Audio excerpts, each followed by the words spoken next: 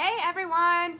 Spotlight Sunday from New York City this week. So, notice the new environment we have going on here. And it is an in-person Spotlight Sunday this time. Hi everybody! Yay! So we'll give everybody a couple minutes to hop on here, and I'm just going to pull up. I'm using my phone this time. Notice we're sideways and all kinds of different stuff going on. Good. I'm going to pull this up on my phone so I can see who's watching. Hi, Lamorla. I'm so glad you're here. I can kind of see it on my phone, but I'm going to pull it up down here anyway, so I'm not like squinting through this whole thing.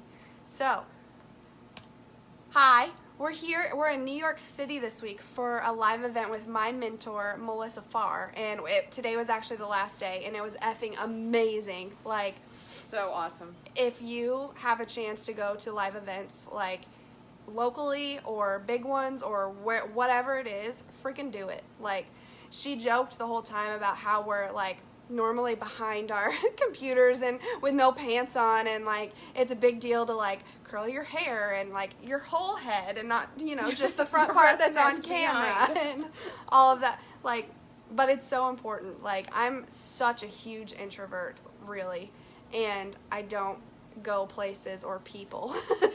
She doesn't people. I don't do peopling very often, but it was so freaking amazing, for real. It was so good to be there and in that environment. So anytime you have a chance to do that, freaking do it. Hi Crystal, I see you.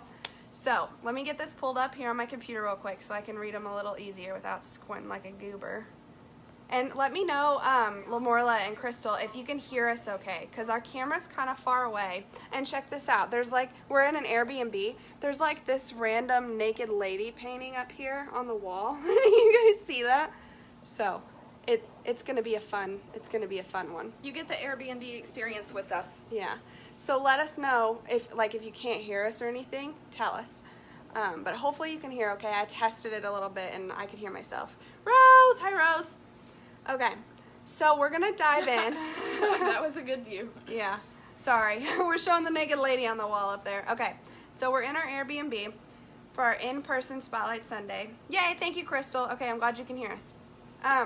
So we're talking about picking a niche today, because that's like the number one thing. Hey, Rose!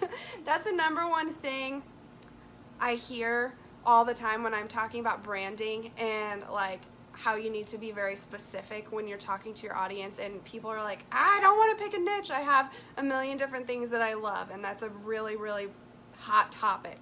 So that's what we're going to be talking about today. Before we dive into that, this is my Spotlight Sunday guest, who is also my mom, who is also an entrepreneur. Mom here. So Mom here is going to introduce herself, and then we'll get started. Hi everybody, I'm Brooke's mom. My name is Tammy Scott. And I'm so happy to be here. It's so cool when your grown daughter like wants you to travel with her to an entrepreneurial event. So I've had so much fun hanging out with her. Well, it's also her birthday weekend. That's why we're here. Everyone say happy birthday to my mom. So that's why we came to New York City also, not only the event. So happy birthday, Mom, everyone. Yes, thank you. It's the big 5-0. So Yeah. I think this is the year that I actually start counting, like, right? Like, all of my kids are grown. Hey, Heather. The world is my oyster, which is kind of what I'm going to talk about today if you have like a million interests like I do. So Okay, so I'm going to quit interrupting. So this is my mom. She introduced herself. The first question I always ask everybody, what is your definition of branding and how has it affected your business? Thank you, Heather. Thank you, Rose. Hi, guys. Hi, Crystal. What is branding? Well, branding is, to me, your logo. She knows I hate that. She knows. You all know that is the wrong answer. I was just seeing if I could get a rise out of her. Like, Yeah, I'm the only person that would say that. Branding So is a little bit your logo, but it's not your logo. So for me, though, really it is. Thank you, Christy. Is like, it's a little bit of your packaging. It's all your glitter and glamour and colors and the you the wrapping paper of you, I guess. The wrapping paper. Your For everyone that was at the event with us. Yes, yes. Heather and Rose were there too. Thank you, Melissa. It's the wrapping paper of you. That's what it is. Okay. So your brand is you. That's what I think your brand is. It's you and all your sparkly personality, and then your wrapping paper that wraps around you and shows all your fanciness, I guess. Your fanciness. Brooke helps you get your fanciness for your business. Yeah, I like that. Okay, so thank you, Heather. Heather says we're adorbs. Oh, I love Heather. Thanks, Heather. You are adorbs too. So for everyone that just hopped on, I showed like the first person who was on. Check out this weird naked lady painting in our, Chrissy already saw it, but above the bed in our Airbnb. Isn't that crazy? I love it. New York City's awesome. Naked ladies everywhere. Okay. Even in our Airbnb. Yeah. So we're on here today, and you're not in the camera anymore. Oh, sorry. We're on here. We're on the bed, like, just to get this really cool naked lady and wood background. So like I keep having to and this is scrunch the only in. place with good lighting in the joint. So okay, so we're here to talk about choosing a niche and if you should do it. Hint, you should.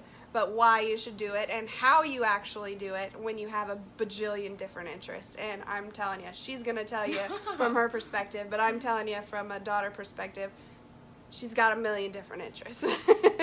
But we're going to learn like how you can like bring them all together into a cohesive brand with a strong message and a mission and how it all works together. So it's going to be good. She made that sound so good. Really what I'm going to do is tell you my story. And it's the same thing. And that's why your story needs to be in your brand because That's your right. story does that for you. So I'm going to shut up now. Okay. So I'm going to start off and tell you guys my story a little bit, and hopefully it will draw some comparisons to if you're asking yourself those questions. Have I found my niche? How do I incorporate the 59 things that I like to do into my business? Can they make me money?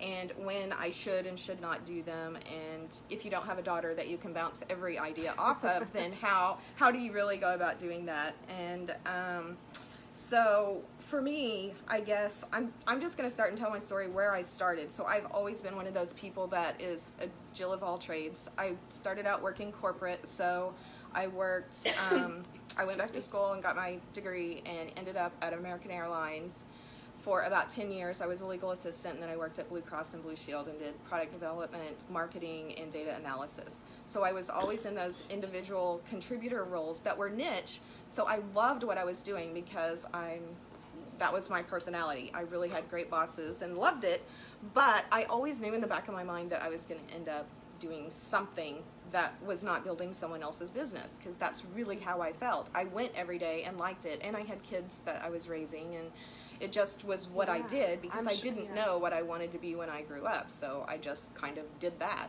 And I'm sure I know a lot of y'all in this group have kids too, and I know that's a big part of your story and your mission is to like be around for your kids. So hopefully everyone, I say everyone, I don't have kids, but most of you can relate to that, I'm sure. And if you don't have kids, you probably still can too. But yeah, that's true. So so I kind of just went through the motions until probably when the kids... Heather's heart bombing us right now. Check that out. Go I love Heather. it. Thank you, Heather. So I don't know if you guys know this, but there's 4 of the kids, and they're all the same ages. So I have 2 28s. They're not all the same ages. Okay, so there's a period in time where they're all 3 months apart, but technically we have 2 28s and 2 26s. And technically she's only talking about her half. Technically I have 5 brothers and a sister. Yeah, but there's more. So anyway, where was I going with that? I'm not really sure. You're novelizing. That's another term we learned at Melissa's event this weekend. When you tell your story, you be very concise. That's a signature move. You be very concise, and you tell the important parts of the story to pull back into your mission and not tell an entire novel. And then one day I was born and I shot out, and I don't really remember that. That's what Mel said, and it was hilarious. Novelizing. I think it's just that when you're raising kids and going through the motions, like you're just doing what you're supposed to, but then all of a sudden they're grown, they're in high school and they're driving and they don't really care what you're doing anymore. So for me, that was like this big revelation that, oh my gosh, the world is my oyster. I can do whatever the heck I want. But what is it I want to do finally, right? Mm-hmm. Because I have all these interests. So The last corporate job I was at Blue Cross and Blue Shield, and they were going through a merger, and they outsourced our department.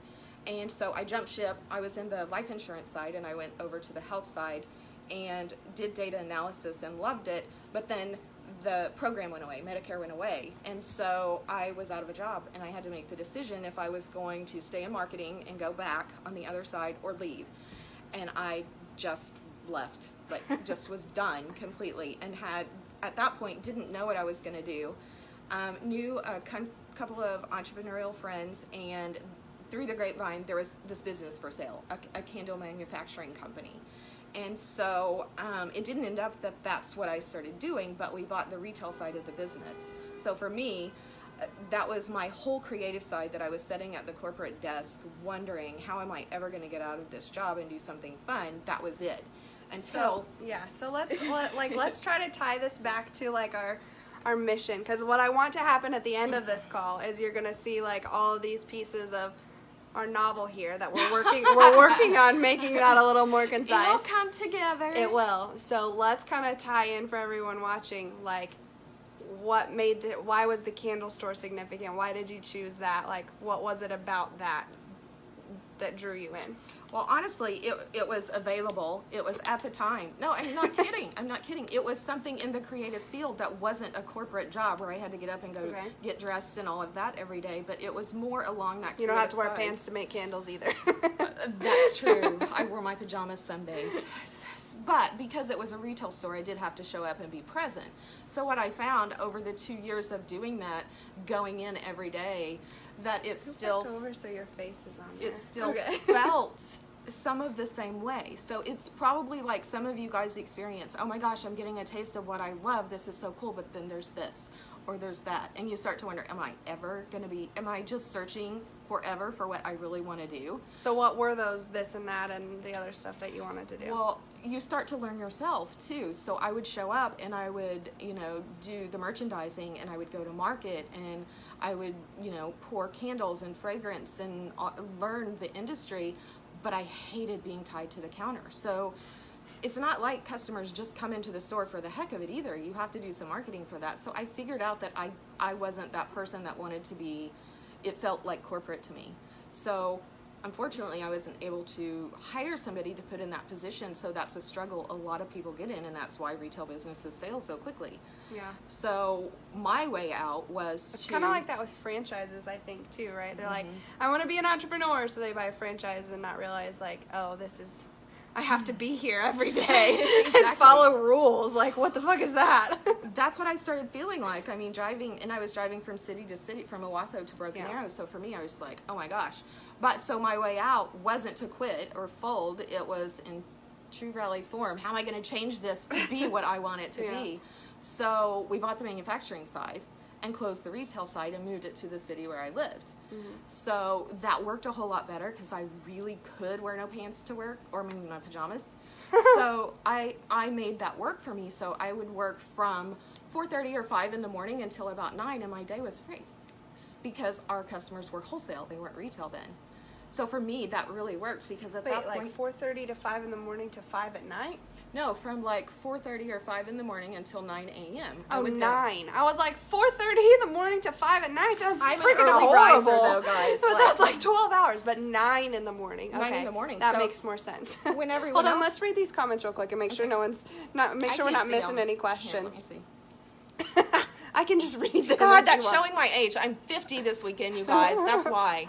Okay, so Rose says, I don't have kids yet, but it's a big part of why I'm building my own business. For reals, right? Yep. Heather, I don't remember coming out. Mel said that. Do you guys remember when it was a hilarious example. She's way funnier than I am, so, Okay. Yes to all the things. I'm multi-passionate too. Yes. And a golden handcuffs moment. I love that, Rose. Like, that's such a perfect way to say that. Okay. So, yeah. Continue. Sorry. So where was I in the novel?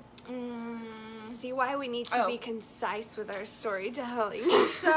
So I basically took the part I hated about the candle company and made it into the dream job. Okay. So I'm working 4 hours a day pouring candles, and I find myself, 6-8 months into it going, oh my gosh, this has so filled my creative outlets but I don't get to talk to anybody all day long.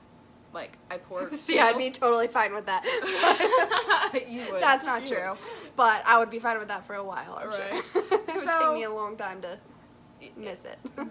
So for me, I guess I get bored easy. So for me, I had created the part that I loved, but then I had the whole rest of the day when everybody else was just getting up and getting started that I didn't know what to do with myself.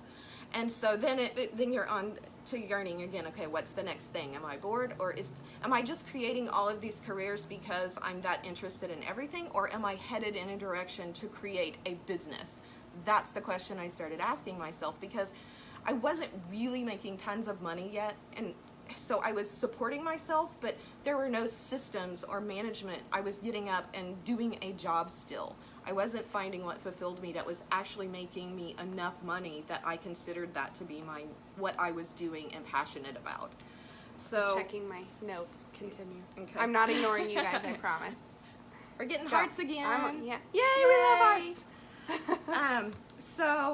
And I'm going to try to go faster through these. So the candle company stayed, and then with all the spare time that I had, I got into this really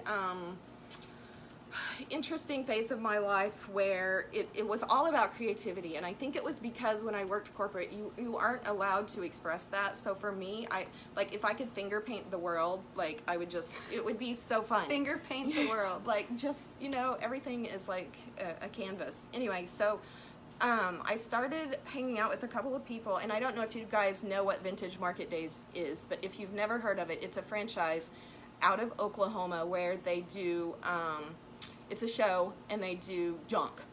Really cool, unique, vintage junk. And they have a really pretty brand on it.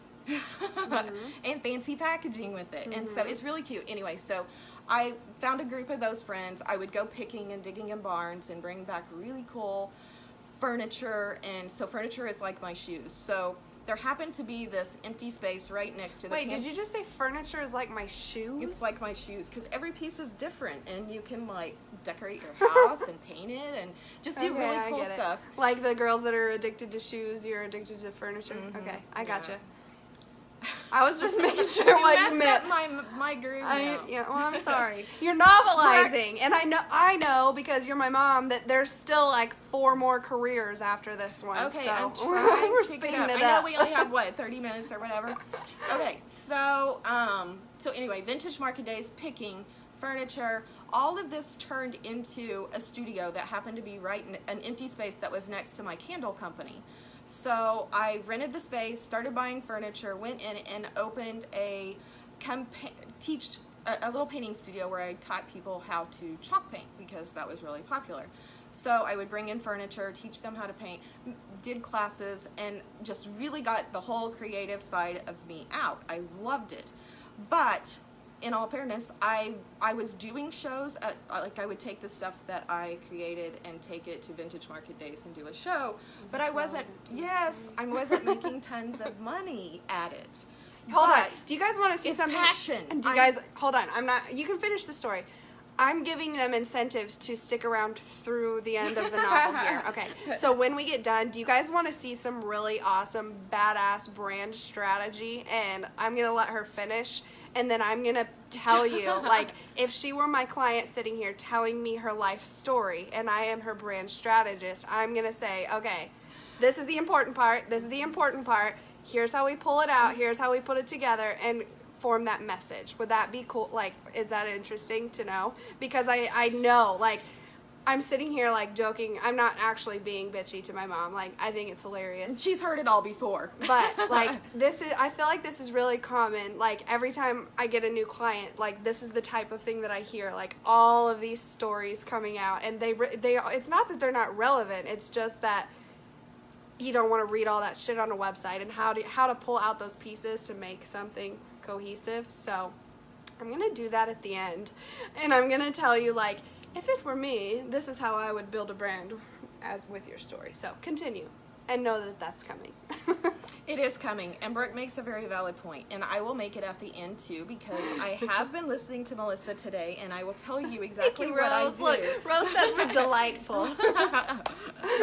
Yeah, I think we're silly. That's what I think. It's more fun that way. Yeah. Okay, so what part of the novel, Miss Brooke, was I You were at? talking about you picked the furniture and took it to the Painting vintage and market whatever. days and sold it in a booth, I think. Okay, so along with my million of businesses that I love that are really my creative passions, I started to realize that if I were going to make money, I needed to figure something a little more lucrative that wasn't just creative. And so when you start to go out in the community and online, you find all kinds of stuff. So another interest that I had was real estate. And this kind of brings it all full circle. So my little one came home from school and he wanted to start flipping houses, and he was kind of looking for that thing, whatever it was that offered freedom and flexibility, and he didn't know what it was. And so I went to an event, and similar to, I guess it's different than Melissa's. It's more about a curriculum of a how-to for flipping houses, but very in-depth, very, very great program, and we're still part of it. But so I exposed him to that, and we set out on a venture to jump into real estate investing. And what I found is it was everything I thought it would be, but it was much harder to implement. So it's great when you're setting in the environment and you see all of everything laid out in front of you, but then you go home and you have to figure it out yourself. So that was my first real exposure at that kind of program. I feel like that, and this is just outside perspective looking in, watching you guys do it. I feel like that was another, like, I don't want to say pyramid scheme, because that's not it, wasn't. but it was more like almost like a franchise type thing. Like, here's all this stuff we're doing. Here's all these workbooks and websites and tools, and go figure this shit out yourself. Like, yeah, I feel like it was another way to, I want to be an entrepreneur, so I'm going to buy into someone else's system to teach me how to be an entrepreneur, and then not really have the support that you need. From the outside looking in, that's what it looked like to me. Wow. And I don't think you went through that fully with us, but Well, no, there are some but- definite aspects to it. Anyway, let's just say it was my first exposure at, wow, there's a world out there where you can make good money, but you have to learn systems and you have to be able to implement them. Mm-hmm. And what does that look like for you? So it was more introspective work of, wow, you can't, it's not just getting up and pouring candles for 4 hours and going, can I do something fun during the day that doesn't really make you a living? Yeah. Is Rose it- wants to know which real estate investing seminar you saw. The program was Fortune Builders, right? Fortune Builders. But was that did it have like the specific one? No, it was Than Merrill. He had an HGTV show.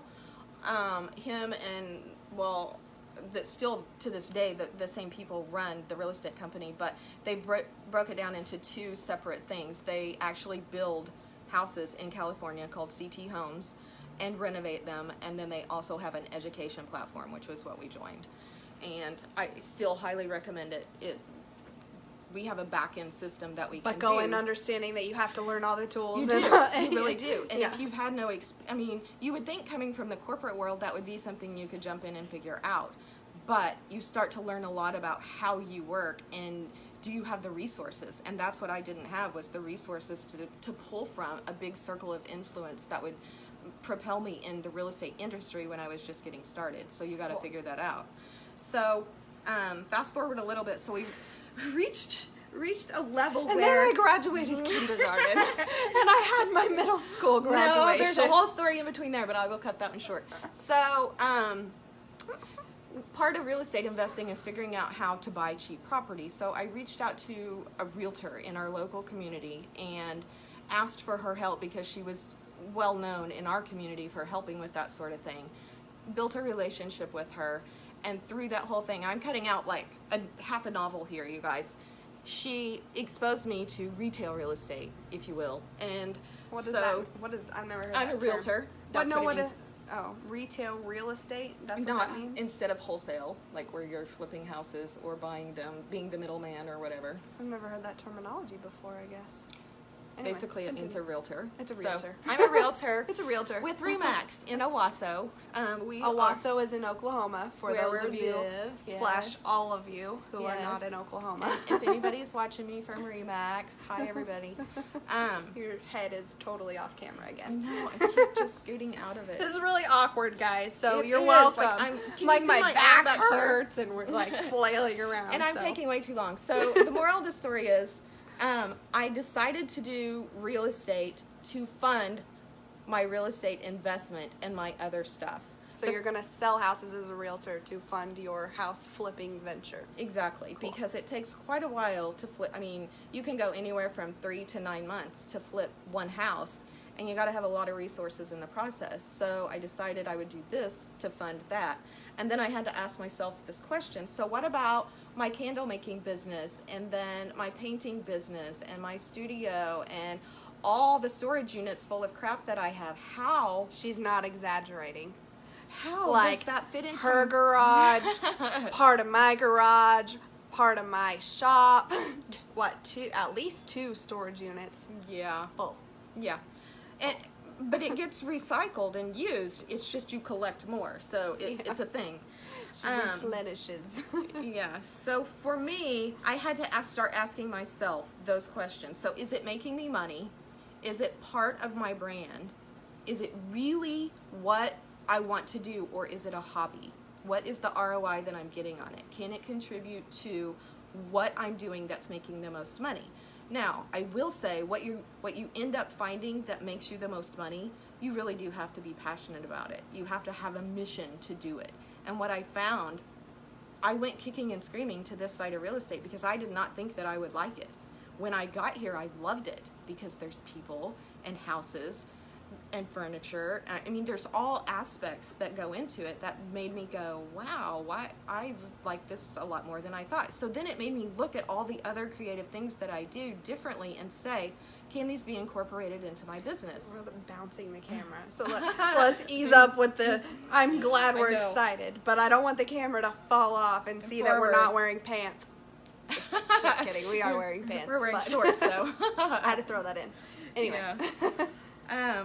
So I guess for me, what I'm saying is, when you start all the way from the beginning of my novel story to the end, I'm still doing all the things that I love, and I'm making money in the process. And maybe that's what's happening with you, is it's just a process. And if you're surviving and making a living during that time, it might not be until, like it is with me. I mean, I'm 50, and I'm realizing... Not till tomorrow, you're not. Tomorrow. I'm realizing that the thing I thought I wouldn't like, that I kept holding off, is the thing I love the most. But every single thing that I've done up until now will incorporate into this business. So I can use my furniture painting to stage the houses. Candles make it smell good. I mean, you know, I guess my point is all of my interests, all of the things that I like, I can incorporate into that, and I can make them be side hustles if I want. And that was one of the beautiful things about Brooke inviting me this weekend, is I haven't had the desire to be a business coach, although I might now after going through today. You don't have to be a business coach. Or a new realtor coach. I mean, Yeah. like, I really do feel like I'm one of those people, the world is my oyster. So if I can do it, and the thing I'm learning is, though, don't tap out all your resources and make yourself spent to do something that's a hobby. If it can wait, do what makes you money, and then find a way to incorporate it later. But ask those questions. Is it consuming too much of my resources to do it? Is it giving me an ROI? And that'll help you determine whether it's a hobby or not, mm-hmm. I feel like. And so for me, it's come full circle, and luckily they complement each other, and so they will work well together, and it'll be an easy mix. But now I'm looking at these things as sort of, they've been a hobby that can complement it, but where I'm going is, how can I set this up where real estate is really what I do, and these other things are passive income for me?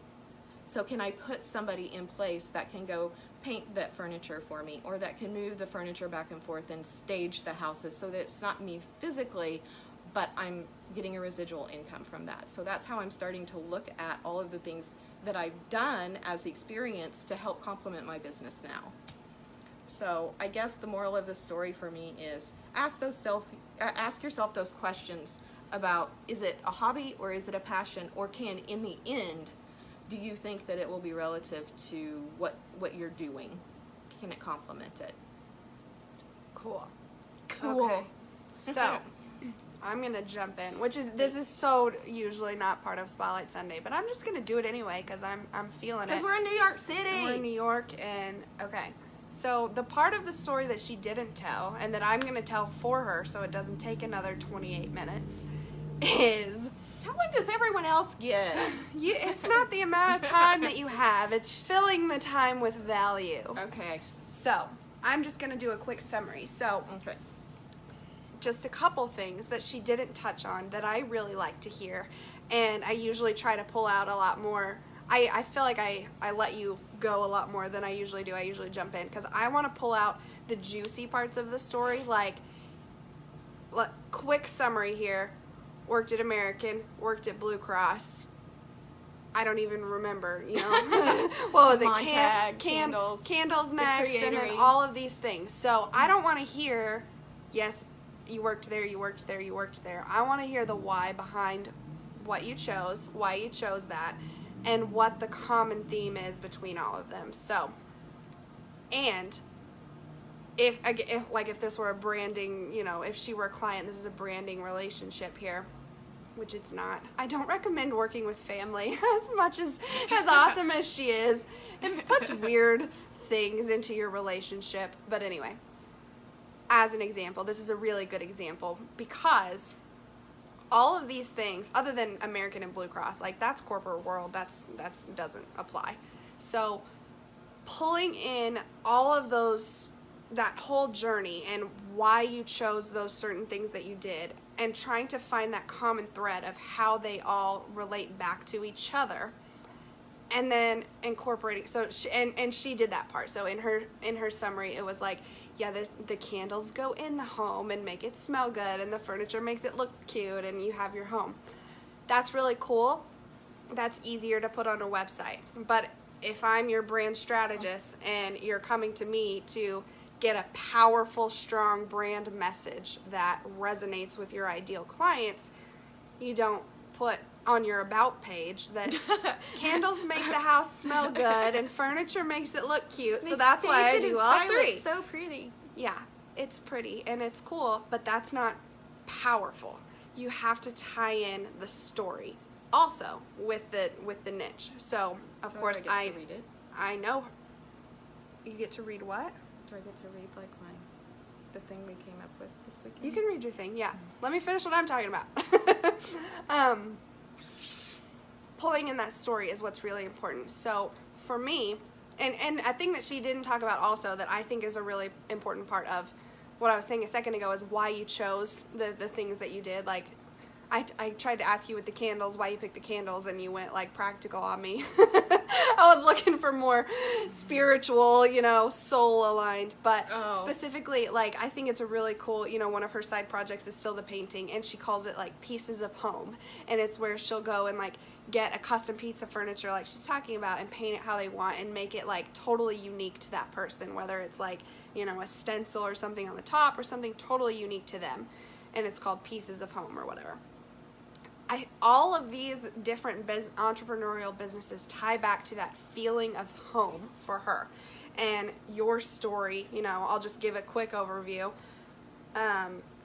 What was it, 16? She left home at 16, right? So, and like didn't have it a stable home, like, and that's kind of like her thing. Like even when I was little, my whole life, not like we moved a lot, and like not around the country. I've never lived anywhere except freaking Oklahoma, but we did move a lot. But like it was really important to her, you know, each place, like you come home and you feel like it's your space and it's your home, and that really I feel like is your mission and what pulls all of those pieces together. Yep. So telling that story in a powerful way, it's much easier to see how the candles fit into that bigger picture and how, you know, the furniture fits in, and then the real estate, like finding the spot for your family and what having that home space means to you. When you're talking about being a realtor, like anybody can sell you a freaking house. Like you don't even need a realtor, really. Sure, it makes it easier and you probably want one, but like in reality, you have to have something to set yourself apart, and telling that powerful story that way, and then being able to tie all these passions together into one brand and making them fit without sounding like your total freaking basket case with a million Hey things. now. I said without doing that. So you feel like, you know, it all fits together logically and it's there for a reason. So I think that's really cool. So you want to read your thing? Yeah, so part of our event this weekend, again, for anyone that joined late, Melissa Farr is my mentor, and it was her event. So she was helping us to like really narrow down and clarify our sentence, like our not elevator pitch, but like our one sentence that says really clearly what we do. And so that's what we're talking about. So let's hear it. Okay. What you got? Okay, so two things really quick. One thing that I wanted to give them when you're thinking about all the millions of things that you do, or if you're doing too many things, or you wonder if they're a niche, stop and think about the number one thing that you're doing right now. And if that's the thing that generates the most revenue, then think of that as your, like if you're doing an outline, that's your topic. And then think about all of the other things that you do as subtopics. And if you can think of it that way, it kind of gives you an idea. You can also translate it to hobbies, like if your subtopics are hobbies, or are they really generating revenue for you. It's just a quick way. Do you guys like this here? Do you see this? Like, I'm trying to go all like spiritual mission. This is like your soul, fire, passion. And she's like, make an outline. I'm like, but in reality, both sides are important. Like, it is good. Like to simplify it, really. I am very practical also and analytical, and I got spreadsheets out the ass, you guys. But it's really important to not get stuck in that too. Like, yeah, absolutely, you can make it, you know, have a topic and then, you know, your sub things and really like look inside, look in deep to figure out what that common thread is in all of them and how they tie together for the bigger picture for that mission. So combining the two is what works best. Okay, so now let's hear it.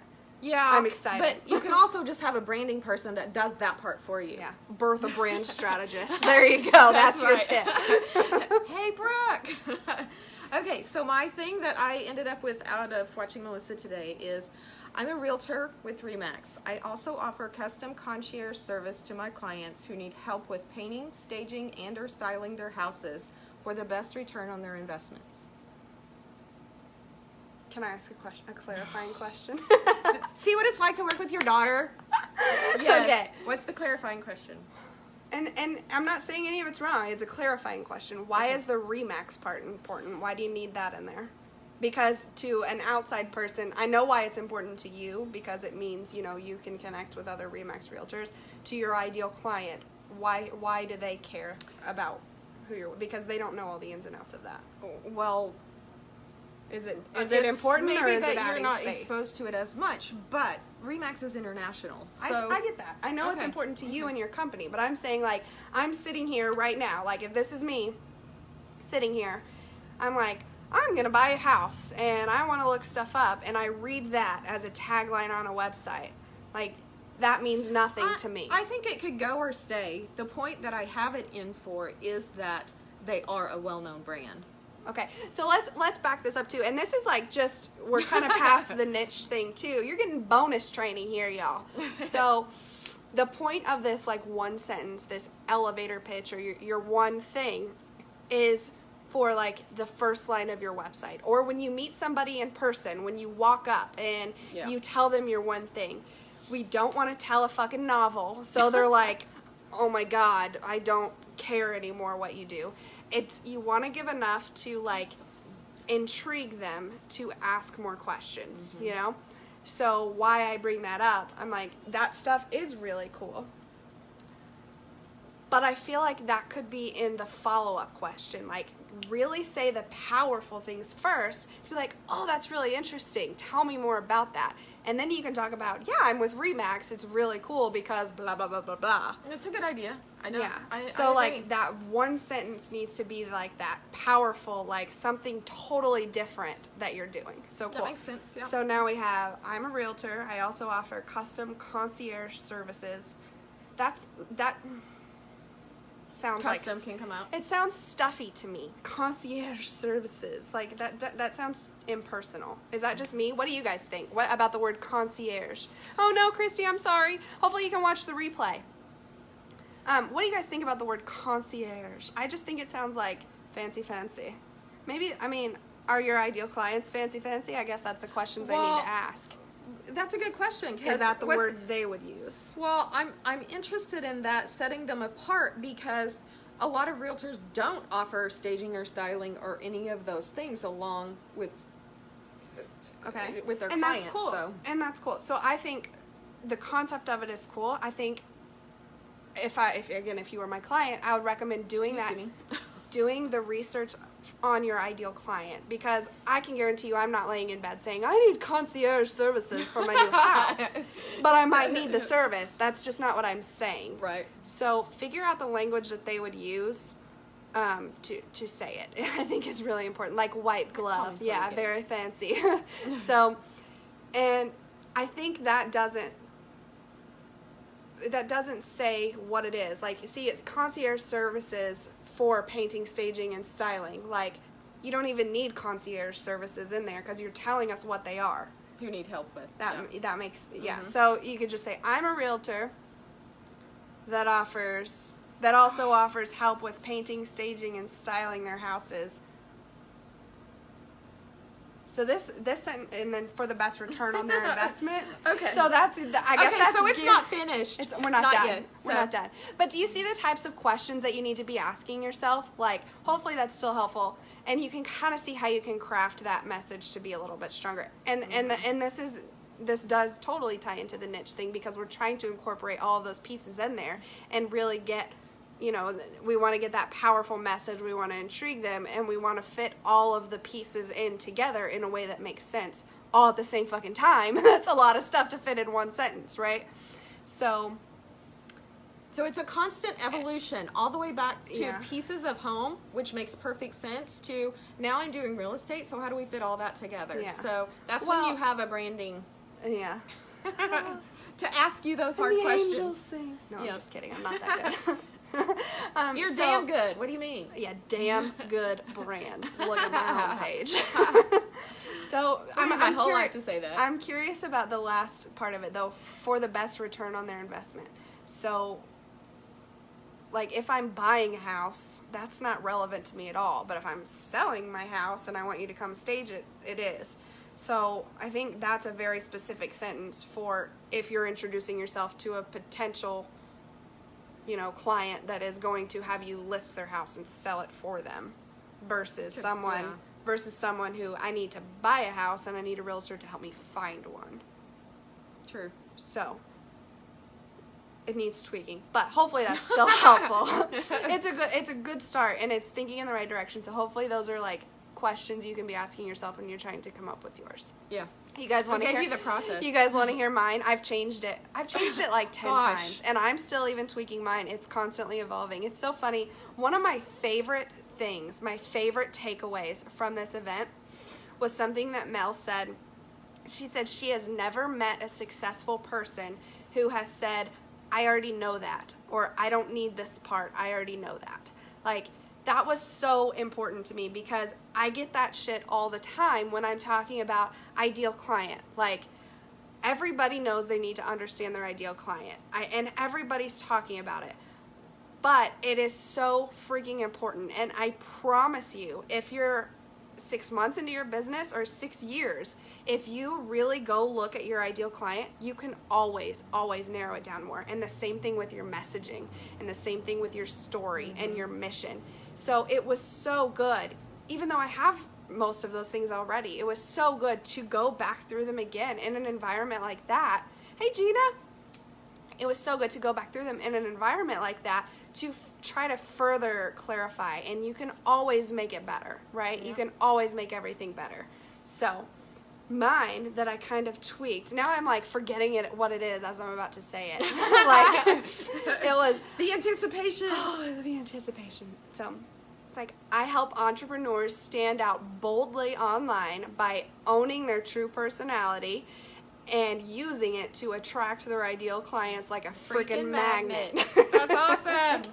So, again, it's always evolving. It's always evolving. Yes, it is. But that's a good thing. Like, constantly, like, reevaluating what you're doing and thinking about those things. And if you have other passions, try to find the common thread between them. Like what makes you drawn to them in the first place? Like pulling that brand together to where it is truly representative of you. You have to like figure out what the common theme is and what's pulling it all together.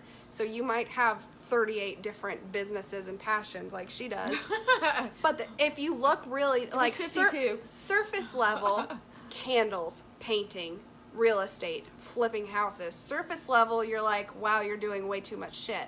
But when you really like look at the core and bring in that story and understand the why behind it, you can build a really effing strong brand that way. You really can. Yep.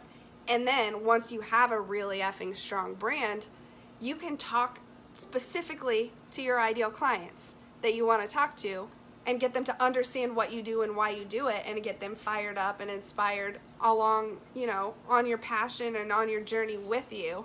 Yep.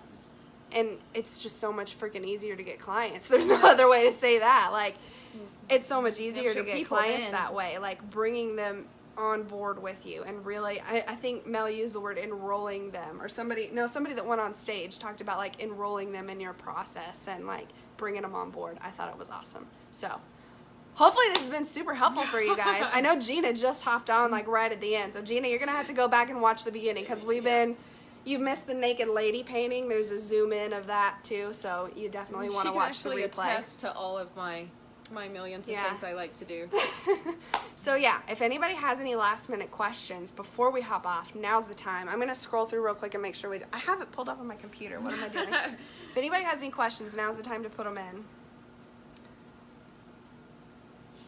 Yeah. So what's this say? Rose, let me read Rose's comments here. She's talking about her real estate things. Okay. I love I normally you see like TBH, to be honest. Rose is TBQH, to be quite honest. Rose, you're awesome. I love it. I can just see the fanciness in the voice saying it. So I think we get along because I'm a lot like your mama. Yeah? Just on rocket speed because I've done just as many different things in an even shorter time. Yeah. Well, and like in reality, a lot of people, like, that is the number one thing I hear when I'm like on the brand journey. So it's true. Like the first road bump we get to is, I don't want to pick a niche, I want to do all these different things. And that's okay, that's awesome. You still need a niche, you still need to pick a person to talk to, but it's how to bring all those together into a strong brand. And then, you know, if there is one that doesn't fit, that's okay. Do it like you were talking about. Hobby. Do it as a hobby, and that's fine. You don't have to give it up. That's where it comes in, like the systems and the process and all the business strategy to set it up to where you actually have time to live your effing life outside of your business and have hobbies. Right. So that's part of it too. That's part of what I teach in the brand strategy part. But okay, let's make sure we don't have any more comments. So you don't waste time. You don't waste any time or money in the process. That's good. Mm-hmm. That's really good. Thank you, Rose. I like it. Okay, cool. Awesome. So we're gonna hop off, pack up our shit because we got to go home tomorrow. So actually, guys, we're going sightseeing first. My suitcase got broken. They apparently dropped it on the ground and busted off the wheels, so I had to get a new one. And we're going to be wandering around New York City tomorrow on a tour. We're going to do Ellis Island and the Statue of Liberty and Ground Zero. It's going to be fun. All while pulling luggage too. So I had to get a new one that had wheels or I would die and my arms would fall off. So it's going to be really awesome, and I'm really excited. So follow me on Instagram. I'm going to do little stories. Yeah, I'm going to do stories on Instagram. So find me on there. There's if you just click over to my website, there's a link at the top, or it's just like 2 underscores and then Brooke Lawson. So follow me there. It's going to be awesome. All right, everybody have a good night. Thanks, everybody. Bye. Bye.